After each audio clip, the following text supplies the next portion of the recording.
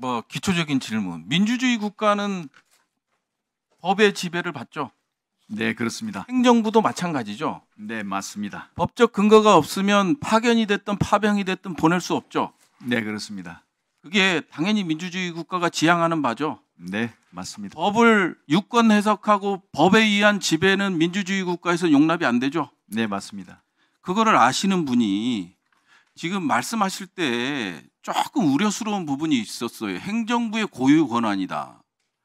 이거는 말이 안 되는 거고요. 항상 법에 근거해서 가는 겁니다. 헌법에 개인 파병이 됐건 파견이 됐건 그 명시가 안 돼서 추상적으로 돼 있기 때문에 이런 논란도 있는 것 같아요. 그래서 훈령을 따르는 것 같아요. 근데 훈령도 보면 요청이 있어야 된다는 거예요. 그건 명확히 국방부 훈령에 나와 있어요. 대통령령도 아니고 국방부 훈령에 나와 있고요. 그 아까 저 노무현 대통령 얘기하시는데 훈령에 다 기반해서 보냈어요.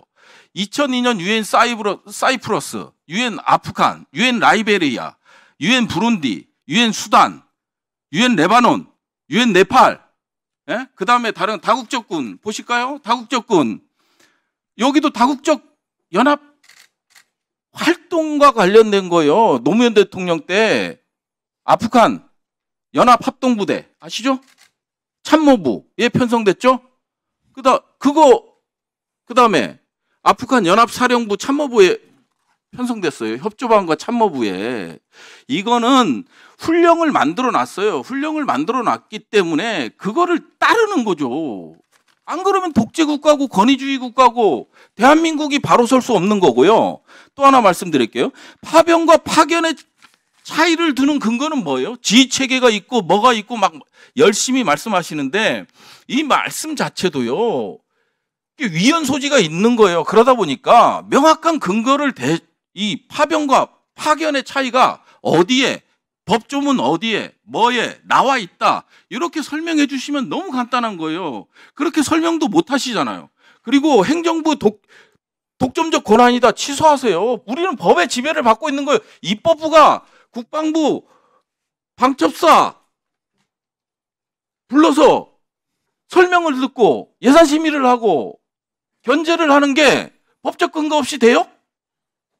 안 되잖아요. 아니 장관님.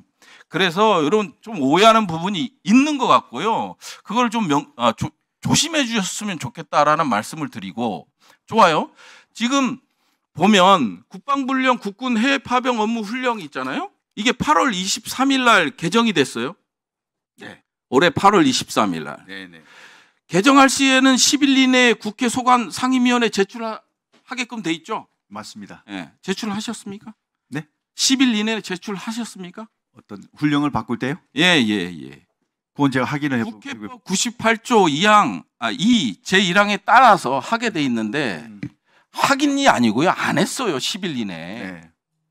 그러면 이게 뭐야?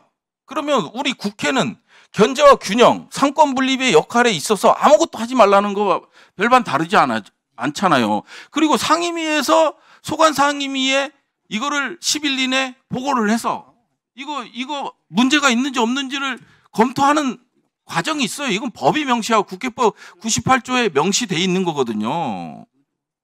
이거조차 안 돼 있어요. 그러면서 훈령 얘기하면 기본적인 절차를 지키지 않은 거기 때문에 물론 장관님께서는 안 하셨죠. 예. 하지만 아직 결정된 것도 없다고 하니까 이런 체계 속에서 좀 해주셨으면 좋겠다라는 말씀을 좀 드리고요. 그 다음에 저희가 이제 예산과 관련돼서 생화학과 관련된 생물 테러 위협이 존재합니까? 북한에? 충분히 존재합니다. 그러면 이제 백신 같은 경우는 비축분이 충분합니까? 부족합니다. 그래서 보니까 국방부에 알아보니까 지금 유효기간 도래한 백신들도 많고 지금 실질적으로 봤을 때는 이거를 어떻게 하냐면 성능 검사를 통해 유효기간을 연장하고 있대요. 네. 그래서 우리 만일 내일 생물학 테러가 발생하면 우리 군인은요 백신을 맞을 수 있는 사람이 14%밖에 안 돼요. 나머지는 다 생물학 테러에서 안전하지 못하거든요. 이건 국민 안전 예산이지 않습니까?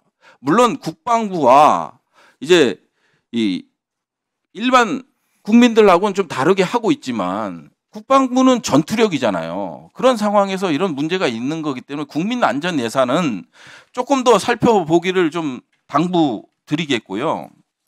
그다음에 정신전력원 있잖아요. 이게 막 갑자기 쏟아내니까 조금 죄송하긴 한데 정신전력원 정훈 장교들 보니까 이게 강연자들을 좀 봤어요. 띄워보실래요? 이게 정훈 장교 1년에 한 번씩 워크숍 강연자를 초대하는데 보시면 이제 노란 음영이 칠해진 이종명 전 국정원 3차장, 남재준 전 국정원장 이런 분들이 이제 정훈 장교를 대상으로 강의를 했어요. 할 수 있죠. 하지만 이 사람들이 어떤 사람들이에요? 사면 받았죠. 사면 복권됐죠.